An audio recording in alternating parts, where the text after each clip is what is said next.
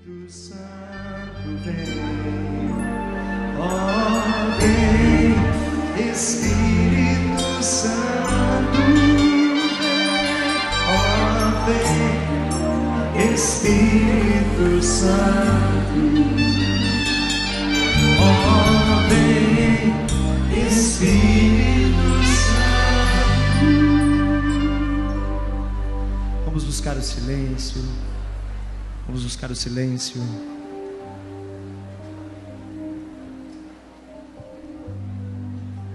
E mais uma vez rezamos: Ave Maria, cheia de graças, o Senhor é convosco. Bendita sois vós entre as mulheres, e bendito é o fruto do vosso ventre, Jesus. Santa Maria, Mãe de Deus, rogai por nós, pecadores, agora e na hora de nossa morte. Jesus manso e humilde de coração, fazei o nosso coração semelhante ao vosso. Vamos voltar no nosso texto tema.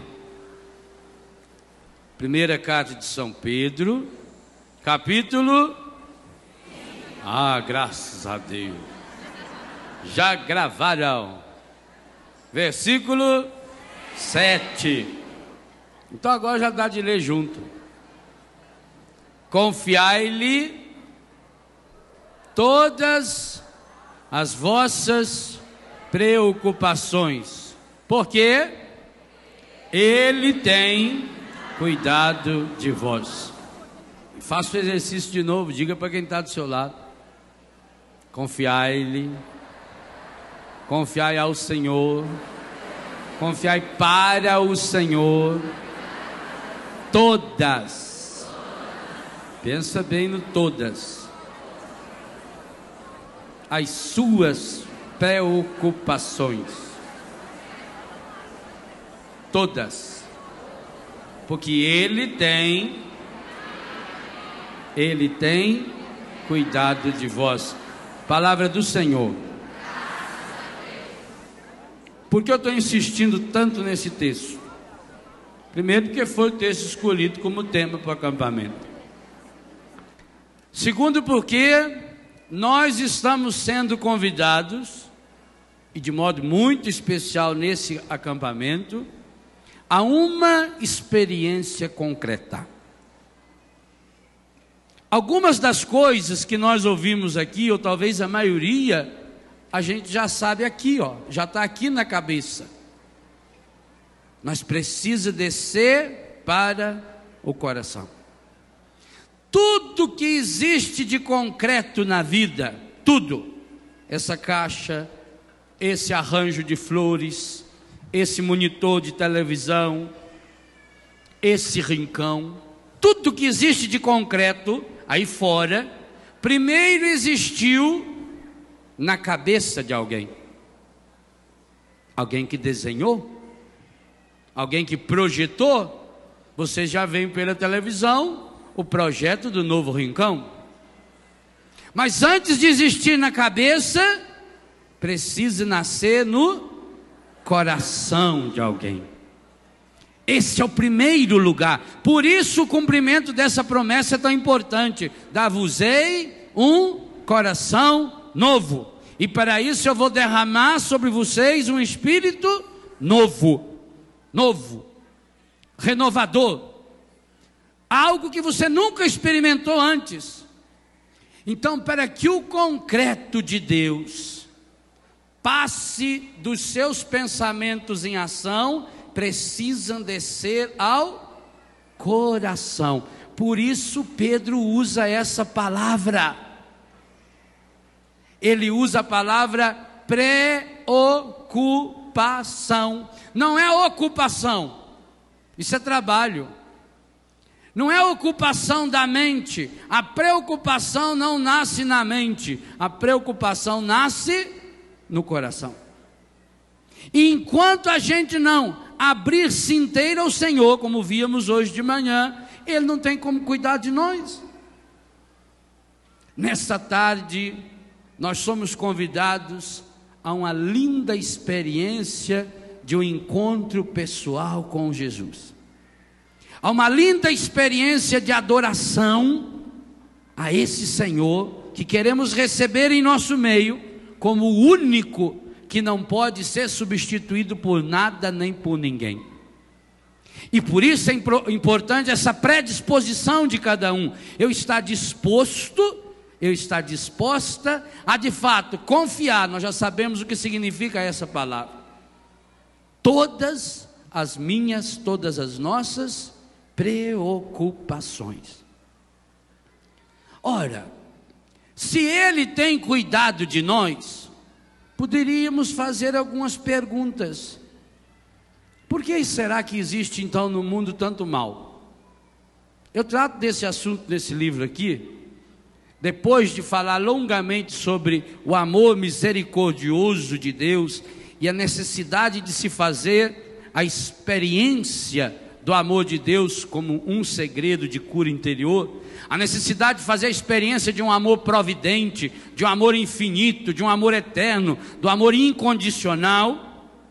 Então eu coloco os seguintes questionamentos: por que existem tantos sofrimentos no mundo, se Deus é amor misericordioso e providente, se Ele nos ama com amor infinito, e se Jesus Cristo já nos salvou?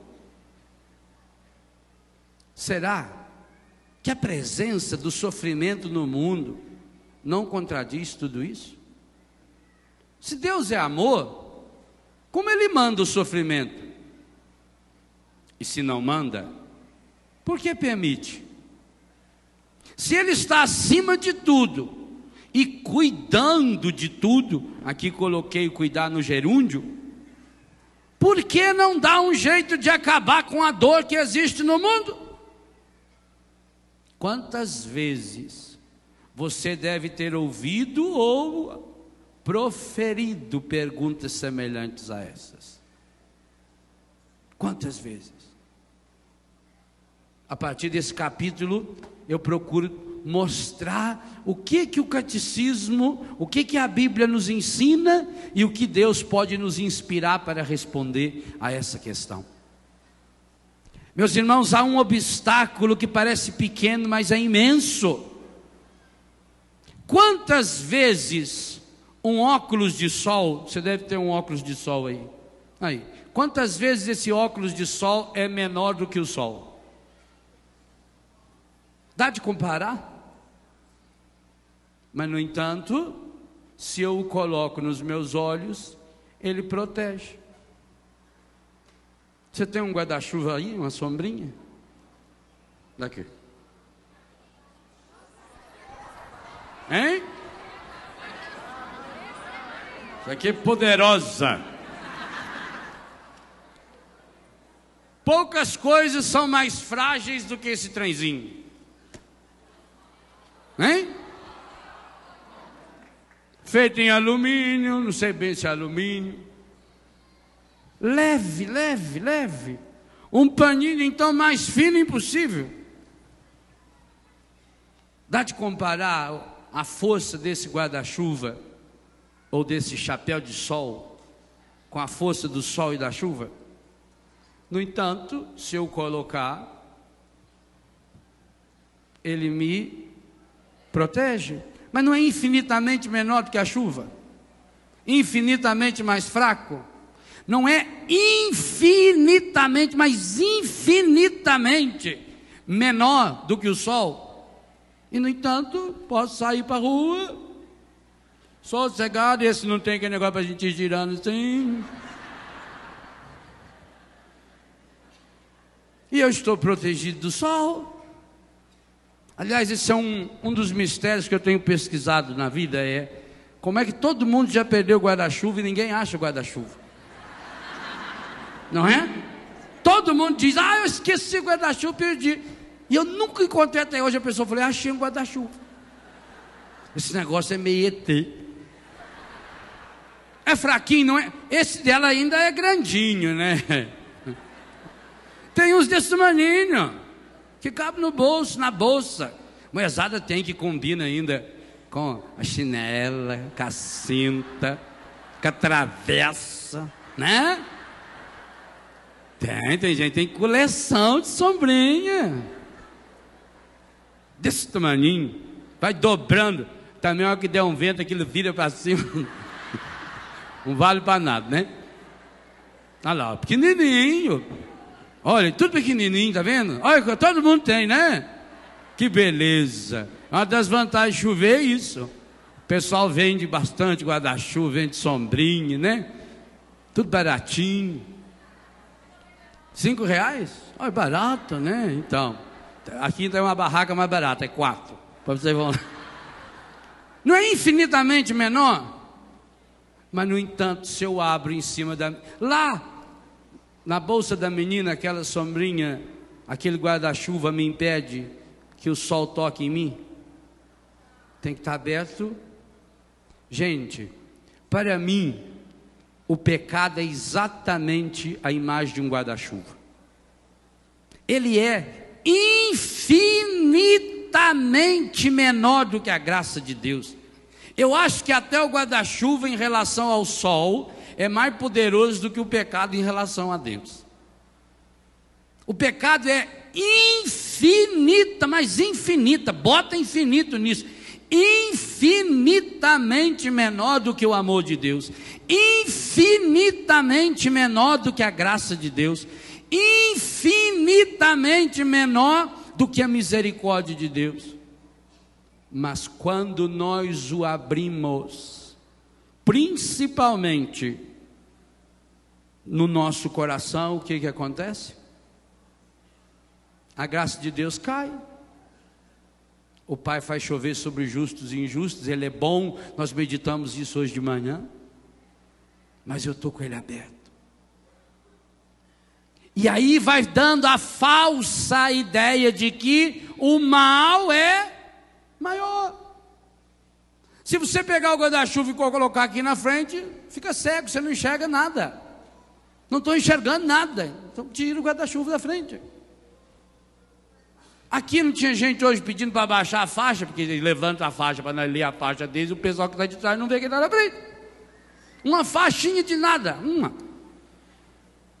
O pecado é exatamente isso. O sofrimento. Qual é o grande poder que o encardido tem? De pegar o sofrimento, de fazer primeiro ele se aproximar da gente e dar-lhe uma lente de aumento.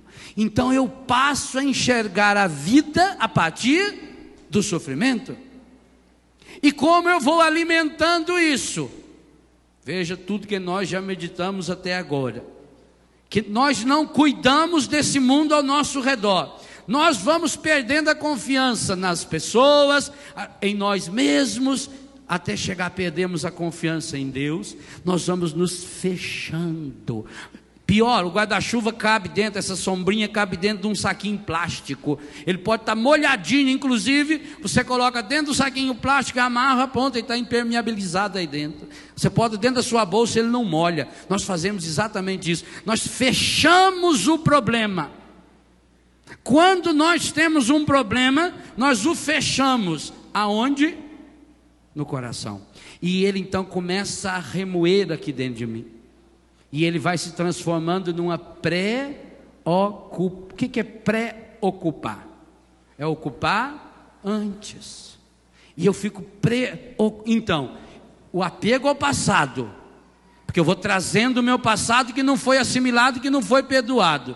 A visão distorcida e errada do presente, da realidade que eu estou vivendo. E a preocupação vai me amarrando, vai me tornando uma pessoa condicionada, fechada. E eu então vou precisar alimentar o meu coração com esse alimento estragado que o mundo está me oferecendo. Enquanto não aprendemos a confiar no Senhor, essas preocupações, o que significam essas preocupações?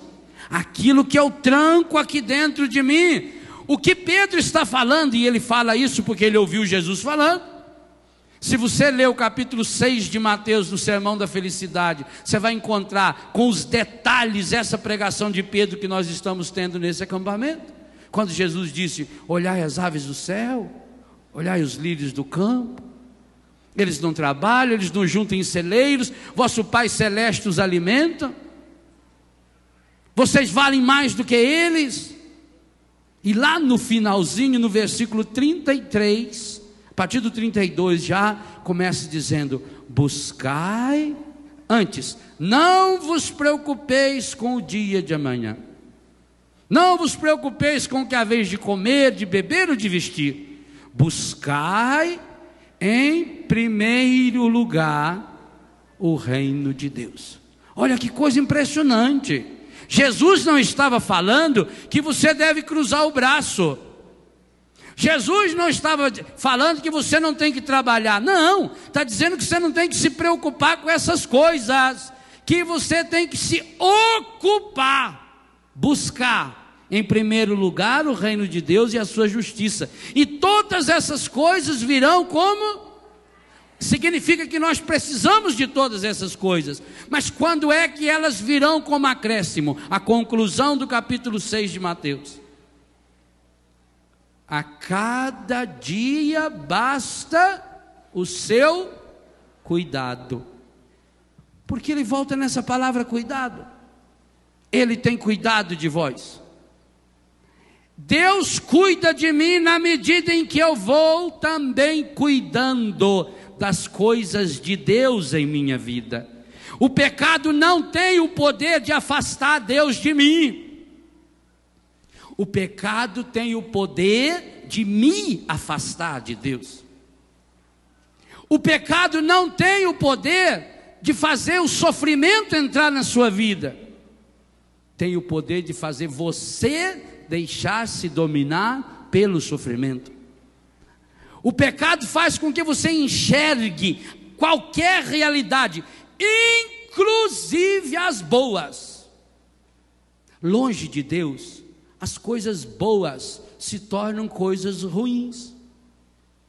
Tudo que a gente faz de forma errada, mesmo que seja uma coisa boa, acaba sendo ruim. Comida é coisa boa? Come demais para ver. Água é coisa boa? Bebe demais. Sexo é coisa boa?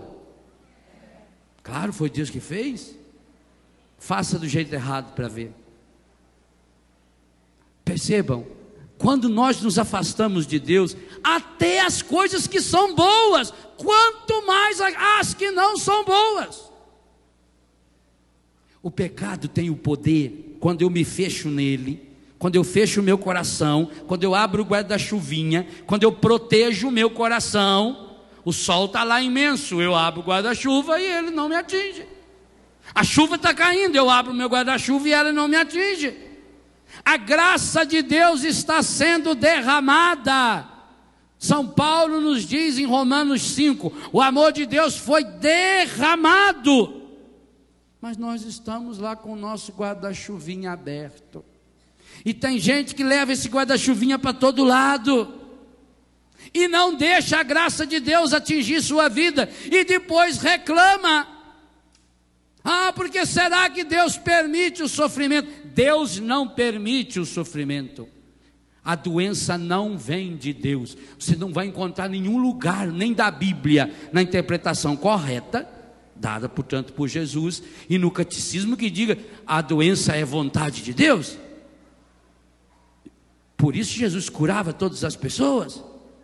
O sofrimento não é vontade de Deus. Deus não manda a doença e Deus não permite a doença. Mas Padre Léo, Deus não está no comando de tudo? Está. Deus não pode tudo? Deus pode tudo? Não. E nesse livro eu ensino o porquê. Tem um monte de coisa que Deus não pode. Deus pode pecar? Como é que vocês falaram aí? Pode? Deus pode fazer o mal?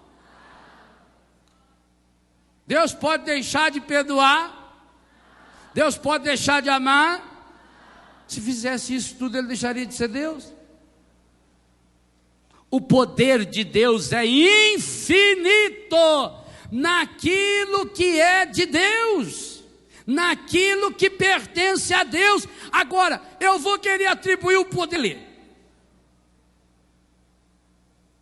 E se há uma coisa que não é a área de Deus, é a área do sofrimento e da doença gerada como consequência do pecado. E há uma parte do catecismo que impressiona, que inclusive traz citações de São Tomás de Aquino, dos grandes pensadores da igreja. Os santos chegaram a pensar o seguinte: olha, se Deus não fosse maior do que o sofrimento, então nesse caso Deus teria a obrigação de impedir o sofrimento. Se Deus não tivesse a capacidade de transformar qualquer mal em bem, então sim, aí por obrigação Deus teria que impedir o mal. É uma lógica espetacular. Por que que Deus não impede o mal? Porque nós estamos falando de uma esfera onde eu não deixo Deus entrar. Eu estou com o meu guarda-chuvinha aberto. Jesus diz: eu estou à porta e bato, mas você não deixa eu entrar. Eu não deixo Deus entrar na minha vida. Eu bani Deus da minha vida. Eu joguei Deus de escanteio. Eu vivo como se Deus não existisse. E aí vem as consequências. E aí eu quero um milagre. Qual é o milagre que eu quero? Que essa parte da laranja que já está podre, que ela fique boa de novo? Não, o grande milagre será cortar essa parte podre da laranja, pegar o resto que está bom, quem sabe, a semente boa que está ali, plantar essa semente. Você vai ter aí 10, 15, 20, 30, 40 pés de laranjas, que vão produzir durante 10, 20, 30, 40 anos, milhões e milhões de laranja. E isso você tem que fazer com sua vida. Mas o pecado faz com que você se concentre na parte podre. Se eu me concentrar na parte que não é podre, primeiro que eu vou descobrir que a parte que está podre não chega a ser 1/10, 1/1000, porque é infinitamente menor. E aí, ao usar a parte boa, ao plantar essa parte boa, a parte podre, inclusive, eu vou usar para adubar. A natureza sabe fazer isso. Então eu tenho que entrar no projeto de Deus, eu tenho que passar a pensar a minha vida com os critérios de Deus, eu tenho que assumir a minha história à luz da graça de Deus. Essa é a grande revolução que o Espírito Santo precisa e quer nos ensinar a fazer. O Espírito Santo quer se unir ao nosso espírito. Romanos 8 diz bem claro, e a tradução da Bíblia da CNBB deixa isso explícito: o Espírito Santo se une ao nosso espírito, para que nós tenhamos forças para matar o procedimento carnal. Mas quem vai ter que matá-lo? Essa é a nossa parte. Meus irmãos, nós estamos em primeiro lugar centrando os nossos olhos e os olhos do nosso coração na parte estragada da vida, inclusive na própria. Estamos ocupando antecipadamente, preocupação com aquela parte estragada, enchendo o nosso coração, fechando em nós mesmos, tentando achar uma saída dentro de nós mesmos, e não tem essa saída. O mal só pode gerar mal. O único jeito de vencer o mal é com o bem, o único jeito. Enquanto a gente dá corda para o mal, o evangelho que nós meditamos na missa de hoje, o mal vai ganhando força. Se na história da sua família o mal chegou até você, muito bem, ele chegou até você, é para parar em você. Se já teve o seu bisavô que teve problema do coração, o seu avô teve problema do coração, o seu pai teve problema do coração, você tem problema do coração, pois eu digo a você, o seu filho não precisa ter problema do coração. Se você tiver a coragem de falar, o mal barra em mim. O povo não fala família de suicida, porque já teve o caso de um tio-avô que suicidou, foi. Depois a bisavó dele também suicidou, tomou veneno. Fomicida é bom também, mata mesmo. a tia dele: não, mas aquela foi morte natural, não foi morte morrida. Foi, ou foi morte morrida, foi morte matada. Não, foi morte morrida mesmo. Foi pneumonia. Pneumonia simples ou dupla? Simples. Ah, ainda bem, porque a dupla é terrível, né? A família de suicídio. Então parem, você não precisa suicidar, deixe de ser besta. Você não precisa se matar. Parem você o mal. O ódio veio vindo de quantas gerações? Parou em você. O pecado vem vindo de quantas gerações? Em você pode parar. Pode parar quanto? Porque você é forte o suficiente e agora vai barrar tudo isso? Não. Porque você está aprendendo, porque eu estou aprendendo que é possível depositarmos no coração do Senhor todas as nossas preocupações. Todas. Agora, isso significa passar a agir segundo Deus. Isso significa uma mudança de vida. O que é terrível, nós gostamos da doença. Sabia disso? A grande maioria das pessoas que estão doentes gostam da doença. É uma forma de chamar a atenção. Hoje se sabe, por exemplo, que normalmente aquele aluno que mais faz bagunça na sala, na verdade ele quer chamar atenção. Ele tem problema, ele não foi amado, não deram atenção para ele. Machado de Assis dizia que o menino é o pai do homem, a menina é a mãe da mulher. Aquilo que eu sou em menino, eu vou gerar como homem. É exatamente isso. Quantas pessoas estão doentes porque querem chamar atenção para si? É uma forma de a pessoa ser amada. Por que será que Jesus fazia tantas perguntas? A coisa que Jesus mais fez no Evangelho, eu já contei. Mateus, Marcos, Lucas e João, se eu não estiver enganado no número, são 287 perguntas.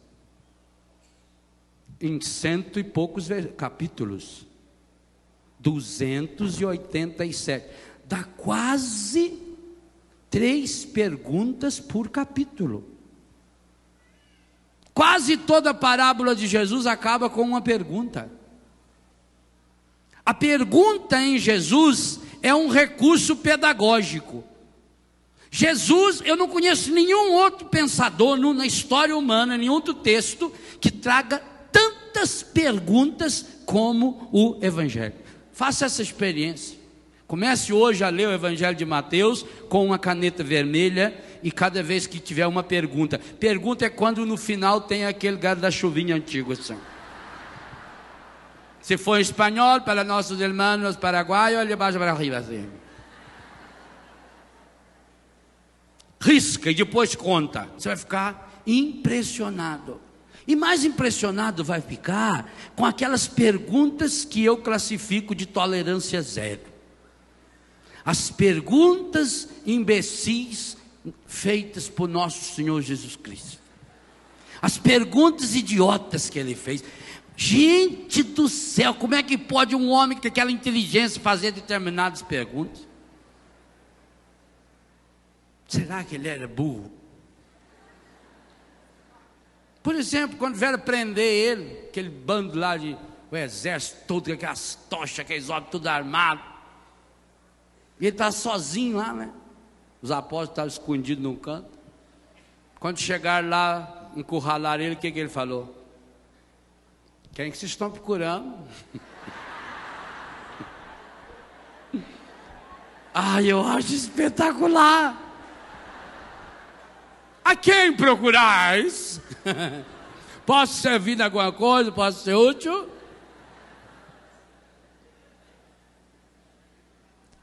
Será que essa pergunta já foi respondida? O que você está procurando?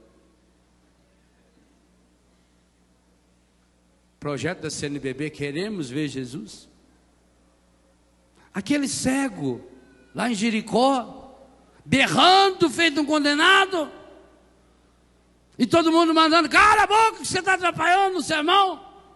E quanto mais mandava ele calar a boca, mais ele berrava. Aí trouxeram, falou Jesus, falou: manda ele lá. Aí trouxeram ele lá.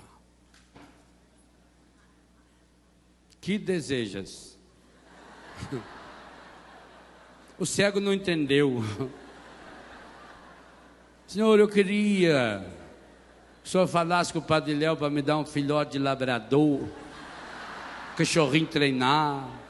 Eu queria uma bengala com controle remoto, com uma buzininha assim na frente, igual tem esses ônibus quando dá ré. Eu queria uma bengalinha dessa. O que aquele cego berrando desesperado podia querer? Não era óbvio? E por que Jesus não chegou nele e simplesmente pôs a mão e já curou? Pega aquele outro cego de Mateus 8, de Marcos 8, aquele é mais espetacular ainda. Para mim é uma das passagens mais fantásticas que tem no Novo Testamento. Levaram o cego até Jesus. O que Jesus fez com o cego? Pegou o cego, pegou pela mão dele. Vem. E pula aí tem um negócio, vem. Vem. Pior que às vezes a pessoa, quando encontra um cego, fala alto no ouvido dele, né? Cuidado! Não, eu sou cego. Eu escuto. Vem. Jesus levou ele, né? Lá num canto, afastado do povoado. Chegou lá, Jesus pôs a mão nele, fez guspe. Mas isso é coisa delicada. Quanta mãe não faz para tirar a remela do filho? Marido da mulher, vem. Não faz? Namorado. De namorado a gente tirava na língua mesmo. Na linguada. Não era assim? Jesus fez um gesto de carinho, ó, intimidade. Passou nos olhos dele, tá com as remédios. Ray-Ban muito velho, muito quebrado. Meteu o cuspe nos olhos dele, rezou por ele e perguntou: o que você está vendo?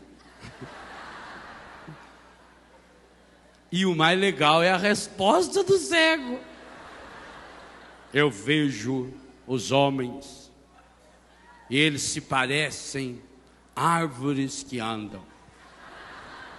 Jesus diz: mas você está bom mesmo, hein, rapaz? Que coisa fantástica, você está curadinho já, viu? Veja, a cegueira dele era profunda demais. Talvez, gente, se fosse você, estaria vendo o homem que anda até hoje, feito árvore. Porque você ia pensar: pensa bem, depois que Jesus fez tudo isso, me pegou, levou lá no cantão, passou cuspe nos meus olhos, rezou para mim, e eu não vou ter coragem de falar para ele quando eu não estou enxergando. Mentira? E ele falou a verdade. E o que ele falou é o que acontece com a maioria de nós aqui. Não pensa que é só aquele cego que viu homem feito árvore que anda, não. Quantas vezes que a senhora olhou o seu marido e não parecia uma espinheira braba, uma árvore andando? Às vezes que a árvore andando lá de bambu, não faz um quadro. Boemia que me tem de regresso. Hein?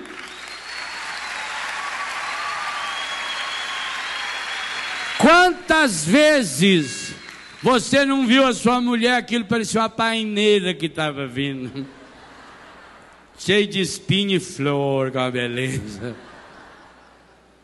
Não é assim? As pessoas que nós não gostamos são aquelas árvores.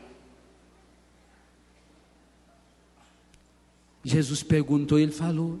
Aí o que Jesus fez? Rezou de novo.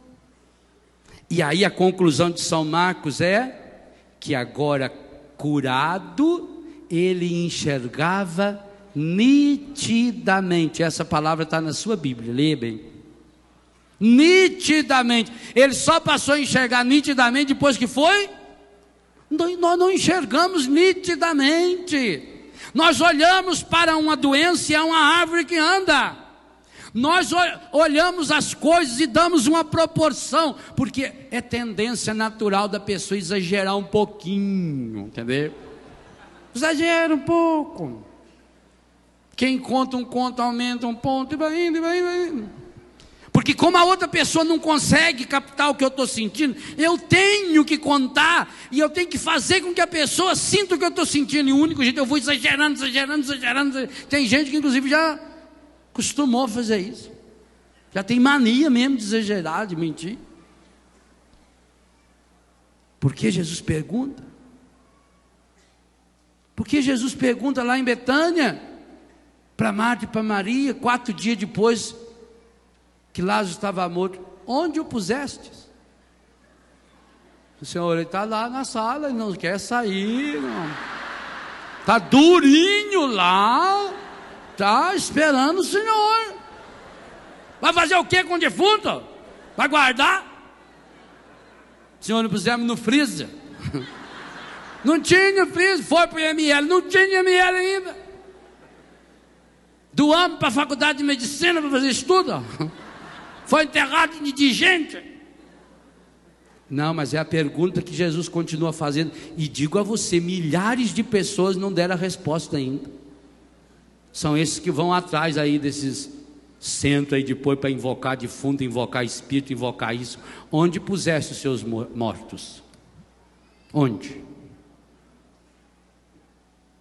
Ponha-os no coração de Deus. Entrega-os. Leva-os até Deus. A igreja tem um ritual lindo, lindo, lindo. As Ezequias, um ritual maravilhoso. Você faz a oração lá no velório, depois na igreja, a bênção da sepultura, entrega aquele ente querido para Deus, entrega a dor do seu coração para Deus. Onde você colocou os seus mortos? Está aqui, está com preocupação. Então, as nossas cegueiras estão aqui, nossos mortos estão aqui. Aquele paralítico à beira da piscina: que desejas? Senhor, queria pedir que o Senhor me arrumasse um vale na farmácia, ganhar umas pomadas. Eu estou com problema na coluna, está me dando uma feridão.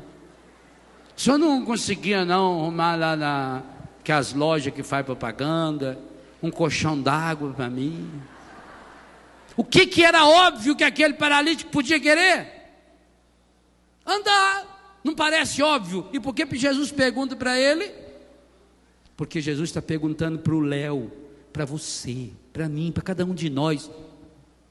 Quando nós nos tornamos naquelas antas empacadas, sem misericórdia, sabe que ninguém tira a gente do lugar, quando a gente põe uma ideia na cabeça, quando a gente põe uma ideia no coração, quando a gente se fixa, nós nos fixamos, nós olhamos para determinadas pessoas, achamos que essas pessoas são árvores que andam, nos fixamos nisso, só enxergamos isso, paralisamos. Tem gente que são esses paralíticos. Tem casa que você vai, está cheio de paralítico, porque está sempre parado no mesmo lugar, não sai do lugar, está sempre reclamando da vida, sempre remoendo, está sempre preocupado, e vai aumentando, e vai dando corda, e vai dando corda. Uma das coisas que nós ensinamos para os nossos filhos em Betânia, é que eles não devem ficar falando de drogas, mas volta e meia você encontra 2 ou 3, está falando do quê?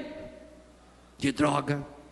Porque já o encardido é terrível, já que ele não está usando droga, então falando de droga, pelo menos o inconsciente dele está mantendo ativo, está mantendo na memória, está recordando da droga, para a pessoa não esquecer da droga, não esquecer que foi drogado. Aí ela está só em stand-by, não interessa se o encardido é terrível, ele não interessa se você está lá 1 ano, 1 mês, 2 semanas, não, interessa que você fica lá, está só desligado, mas você está alimentando aquela ideia, e você sabe a força que tem o pensamento, e principalmente o pensamento negativo. Quantas pessoas dizem: nossa, aquela fulana olhou para a minha planta, a planta foi murchando. É verdade.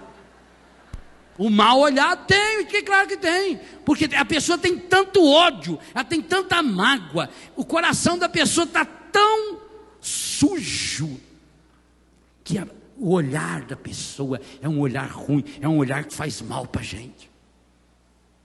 Há pessoas que quando tocam em você, você sente mal. Do mesmo jeito que você sente mal quando uma pessoa chega perto de você, ela fumou aquele cheiro medonho do inferno, a pessoa bebeu, bêbado chega e vem dar aquele abraço, Nossa Senhora do Diabetes, socorro, aquela coisa.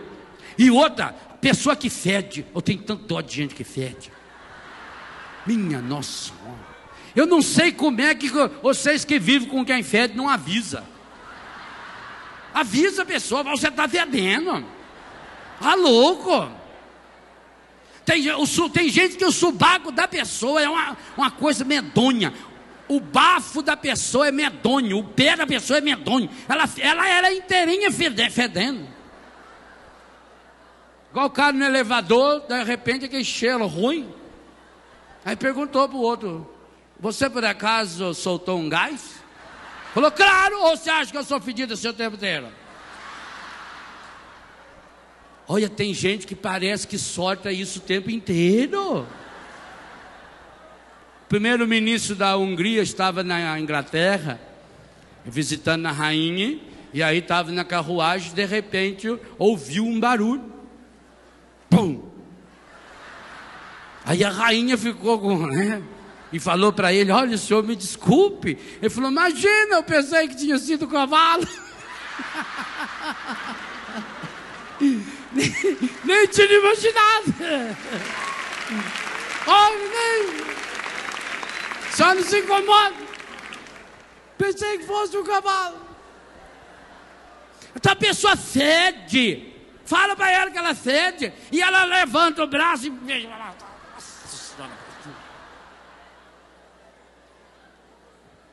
Assim como a pessoa fede, porque não toma banho, porque não se cuida, coração fedido é coisa medonha. A pessoa do coração fedido, ela é uma pessoa pessimista, ela é uma pessoa negativa, ela puxa tudo para trás, sempre para trás, vai dar errado, vai dar. Se ela chegou, pode saber, fala: não dá certo. Porque o coração está fedendo, porque ela está paralisada lá naquela cama e não teve coragem de dizer para Jesus. Jesus perguntou: o que você deseja? Pois hoje Jesus olha para mim e para você. Ele vai passar no nosso meio daqui a pouco perguntando para cada um de nós que estamos paralisados no pecado: o que você deseja? Para cada um de nós que estamos cegos, estamos enxergando as pessoas como árvores que andam, o que você quer? Você deseja de fato ser curado? Não deseja. Nós falamos que sim, mas é só um desejo. Isso precisa ser transformado em vontade. E como é que se transforma desejo em vontade? Fazendo. Não adianta eu pedir para Deus algo que é impossível. Senhor, eu queria pedir a graça de sair voando. Mas você pode pedir para Deus a graça de voar, e Ele vai dar inteligência para você fazer o avião. Santos Dumont não fez? Brasileiro, vai fazer 100 anos que ele fez. E aliás, graças a isso, ele inventou o relógio de pulso. Uma coisa leva a outra. Antigamente o relógio era aqui, fez omega, ferradura, tinha lá um cordão, né? Aí o Santos Dumont precisava saber a hora, né? Mas ele com a mão ocupada para trabalhar, ele pediu para o Cartier fazer um negócio que amarrasse o relógio aqui para ele. Ele inventou o relógio de pulso. Todos nós temos no braço. Então ele talvez pediu para Deus: meu Deus, eu quero voar. E Deus disse para ele: você vai voar. Agora vai voar como? Pôr na sua cabeça para funcionar, bolando um jeito, observando os pássaros. E não vai fazer igual o Ícaro, que põe 2 azonas, sai batendo a asa, vai para o sol, derrete a asa de ser, ele morre.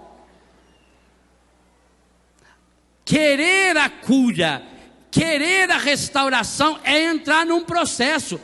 Meu irmão, todos os dias Betânia recebe eu não sei quantas, meu Deus do céu, telefonema e carta. É mãe, é pai, irmão, tio, padre, bispo. Pelo amor de... todo mundo fala, pelo amor de Deus, né? Para ver se Ah, meu Deus, se fosse pelo amor de Deus, não tinha um desse no mundo. Pelo amor de Deus, meu filho quer sair, minha filha quer... Arruma uma vaga. Aí você arruma. Pergunta para a pessoa, você quer? Quero. Aí entra para a comunidade. Aí chega a hora de transformar querer em vontade. 2 dias depois foi embora. 1 mês depois foi embora. Percebe?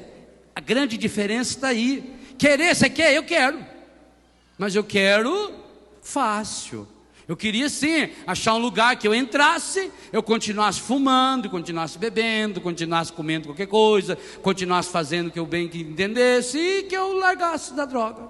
Mas também assim, eu só quero largar da cocaína, eu quero continuar fumando maconha. Eu queria só largar da maconha, mas eu quero continuar fumando cigarro. Eu queria largar o cigarro, mas quero continuar bebendo. Por isso afunda. Quero, agora começa a transformar o querer em vontade. E aí vem a dureza. Aí tem que cumprir horário. Aí tenho que levantar todo dia naquela hora certa.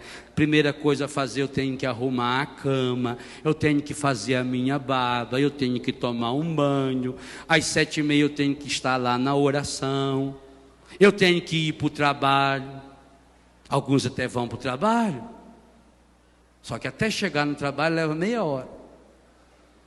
Você olha e fala, ele quer, mas não transformou o querer em vontade. Vai cair. Aí você conversa com a pessoa. Ah, mas eu não consigo, eu não consigo, eu sou fraco. Não entregou o Senhor. Não tomou uma decisão. E eu digo a você, meu irmão, minha irmã, cura interior, luta contra o pecado e luta contra as drogas é absolutamente a mesma coisa. O processo é o mesmo processo da fidelidade e santidade sacerdotal, matrimonial, não tem outro jeito. Transformar o querer em vontade, isso só é possível quando eu mergulho a minha vontade no coração de Deus. Confiai ao Senhor todas as suas preocupações. E depois a hora que começa a chegar a rotina, enquanto é novidade, mas que coisa linda, como é lindo ser cristão PHN num acampamento da Canção Nova. Olha, eu sou capaz de ficar aqui na Canção Nova 10, 20, 30 dias e não cometer nenhum pecado, nem venial. Imagina, num clima desse, nem passa pela minha cabeça. Mas e o dia a dia da minha vida lá na minha comunidade?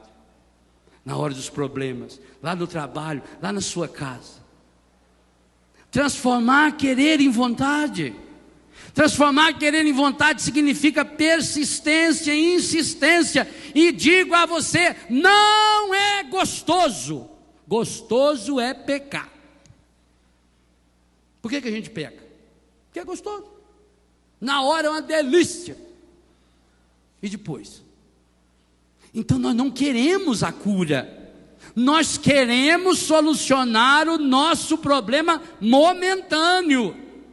Mas quero continuar com a minha vida paganizada, estragada. Quero continuar com os meus erros. Estou lá deitado na cama, com uma doença, estou com um problema na minha perna, na minha cabeça, no meu braço, estou lá. E até quem sabe estou com o texto na mão rezando. E até quem sabe rezo todo dia, até quem sabe eu comungo todo dia.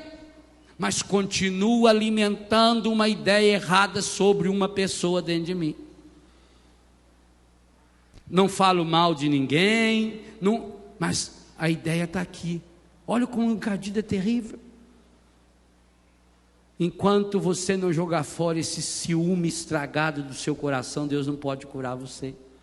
Mas o meu problema, padre, o meu problema é hérnia de disco. Não penso que Deus vai lhe dar uma hérnia de CD. O que tem a ver a hérnia de disco com a raiva que eu tenho daquela anta? Tudo a ver. Porque aquela raiva que você tem daquela anta é um guarda-chuvinha que você abre exatamente na hora que Deus ia passar para derramar a gota da água que ia curar a sua hérnia de disco. Perceba a relação. E quero selecionar pecado. Não, esses ali, essa turminha aqui mais ajeitadinha, se der da manter, eu vou manter, né? Fazer um criamezinho aqui, né? Eu quero dar fim nesses ruinzinhos aí. Esses que já estão me incomodando mesmo. Nós fazemos isso com Deus. Então, pense na pergunta: eu quero ser curado? Eu quero de fato começar a viver uma vida nova? Não é fácil. Eu tenho muito medo dessas pessoas que ensinam a religião das coisas fáceis. Isso não é espiritualidade. No meu livro, Se Saborear a Vida, eu falo, isso é espertalidade, não é espiritualidade. Essa teologia da prosperidade é a teologia da espertalidade. É de gente esperta que está enganando e tentando nos levar no bico. Não acredite em ninguém, não acredite, pelo amor de Deus. Não acredite em ninguém que ensine coisa fácil para você. Digo para você, se for fácil não vai, porque não presta. Fácil é ir para o inferno. É duro. Eu quero ser curado. Querer ser curado significa não só tirar essa doença que eu tenho no meu dedão, é tirar esse pensamento errado que eu tenho a respeito da minha avó, que está aqui na minha cabeça. Minha avó já morreu faz não sei quantos anos, mas eu tenho aqui o meu pensamento errado. Mas não tem ligação nenhuma do meu pensamento. A minha avó, ela não gostava de mim, ela gostava mais do meu primo, ela foi injusta. Ela que inclusive influenciou meu tio para ele pegar aquela parte do terreno lá no canto, que era o melhor e que sobrou para o meu pai, aquilo lá, e meu pai sofreu, trabalhou muito condenado. E como é que chega agora que eu perdoo a velha minha mãe daquela?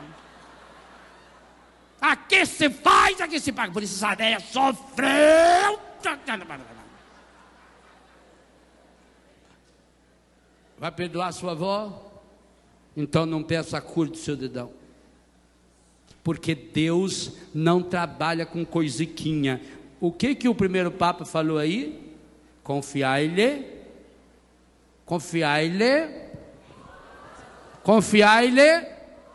Todas, não pode excluir nenhuma.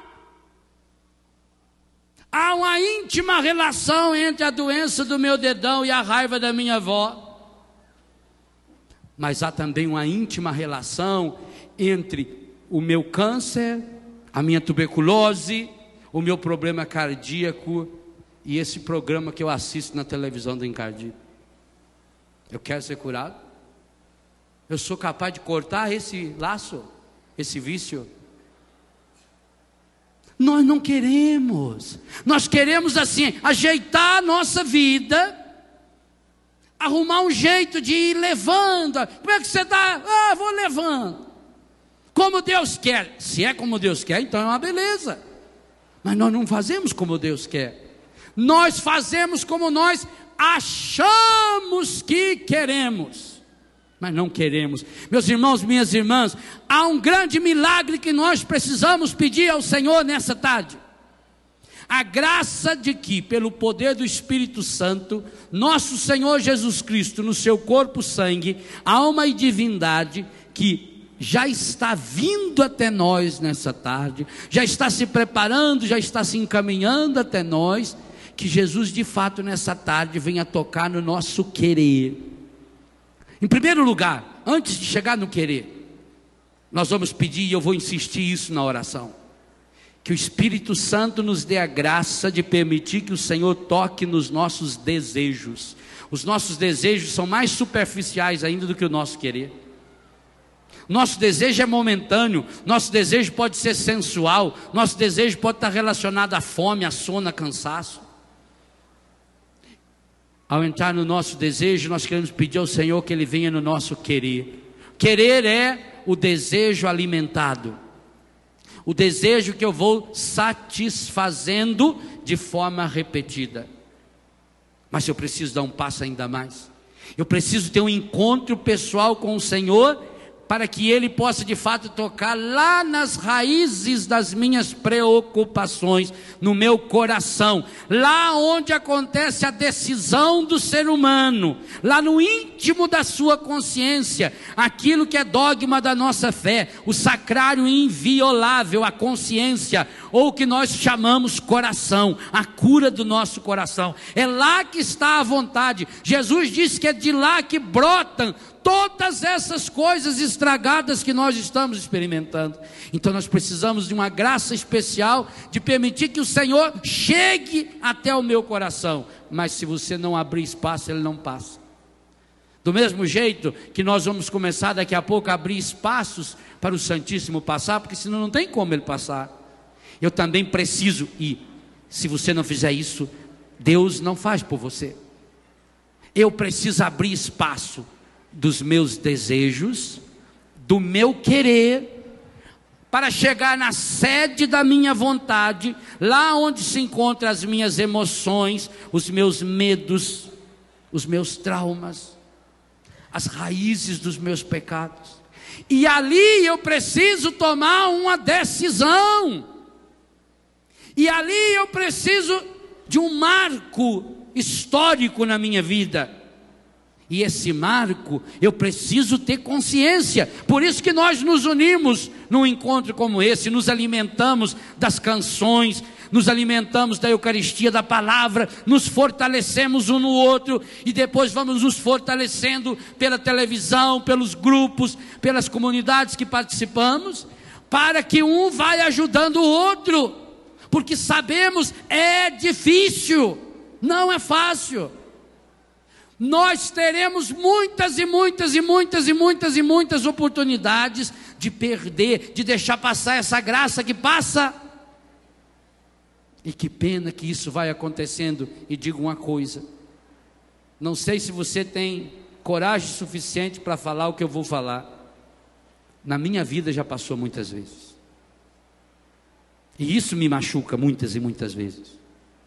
Quantas vezes eu já estive muito próximo do Senhor. Quantas vezes o Senhor já quis realizar maravilhas estrondosas na minha vida. E só depois eu percebi que eu não permiti, porque eu me fechei no meu desejo. E depois eu me fechei no meu querer, ou nos meus desejos e quereres. E por fim nas minhas vontades. Se até Jesus teve que sair do desejo para chegar na vontade do Pai. Se até Jesus teve que fazer a experiência dolorosa, como o Nelsinho Correia, o diácono querido, falava ontem à tarde aqui com vocês. Jesus teve que fazer a dolorosa experiência de suar sangue. Cada um de nós precisa, e somente cada um de nós consegue de fato dar esse passo. Eu queria convidar você a ir preparando o seu coração, já preparando o seu corpo também. O corpo é muito importante na oração, por isso a importância do silêncio, por isso a importância de não atrapalhar a oração do outro. Eu queria que você fosse preparando o seu corpo e o seu coração, para permitir que a graça de Deus, de fato, ao passar por você, hoje, nessa tarde, levasse você a uma experiência profunda.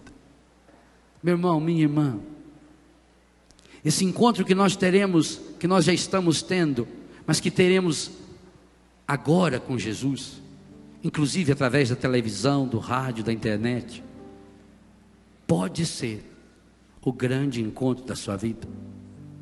Eu não acredito que Jesus saia do sacrário e venha até nós, e sabe que vai chegar ao mundo inteiro através da televisão, da internet, do rádio. Eu não acredito que Jesus saia de lá sem uma vontade firme e decidida de salvar você, de me salvar.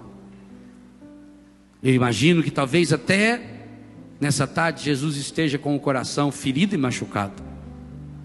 Talvez até Jesus estivesse angustiado hoje por tantos pecados, tantas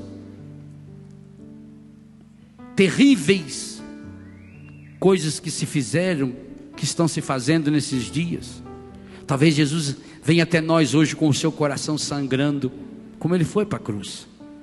Mas isso não impede que ele venha inteiro, que se dê inteiro a mim e a você, para que cada um de nós possamos ter esse encontro pessoal, lá no mais íntimo do nosso coração. Será que você está disposta a esse encontro? Ou ainda está no desejo? Se tiver no desejo, tenha coragem de entregar seu desejo ao Senhor. Se for só um desejo, entregue esse desejo. Quem sabe já é um querer, entregue-o. Tomara Deus você possa, tomara Deus eu possa também. Tomara Deus possamos nessa tarde entregar ao Senhor a nossa vontade, a nossa liberdade inteira, a raiz mais íntima dos nossos desejos, do nosso querer e da nossa vontade, que é o nosso coração. Lá onde nós podemos fazer essa opção fundamental, pois eu tenho certeza que é assim que Jesus está vindo. Repito, talvez com o coração sangrando, por tudo que o mundo, mas principalmente por tudo que por tudo que você, por tudo que nós fizemos ao longo desses anos de pecado, de egoísmo, de mentira, de impureza, de infidelidade, de indelicadezas, de hipocrisias. Quantas vezes lhe abrimos o guarda-chuva do pecado e do vício? Mas mesmo com o coração sangrando, Jesus vem inteiro. E vem para oferecer a cada um de nós a graça de um encontro. Quantas pessoas não devem ter visto Jesus caminhando com a cruz nas costas? Alguns olharam com indiferença, outros com raiva, outros com alegria. Poucos tiveram a coragem de tocá-lo. Peço a Deus a graça de que nessa tarde cada um de nós possamos tocá-lo. Eu quero tocá-lo, Senhor. Diz para Jesus. Mais do que isso, eu preciso tocá-lo, Senhor. Eu necessito, Senhor. Eu necessito desse encontro. Vem até mim, Senhor. Vem até mim com o seu amor, Senhor. Vem até mim nessa tarde com a sua misericórdia infinita, Senhor. Eu quero mergulhar no seu coração a minha miséria. Eu estou tomando em minhas mãos, Senhor, o meu querer estragado, os meus desejos pecaminosos, a minha vontade enfraquecida, para mergulhar-me inteiro no seu coração. Eu quero confiar, Senhor, todas as minhas preocupações e experimentar o seu cuidado. Cuida de mim nessa tarde, Jesus. Cuida de mim, Senhor. Vem, Senhor.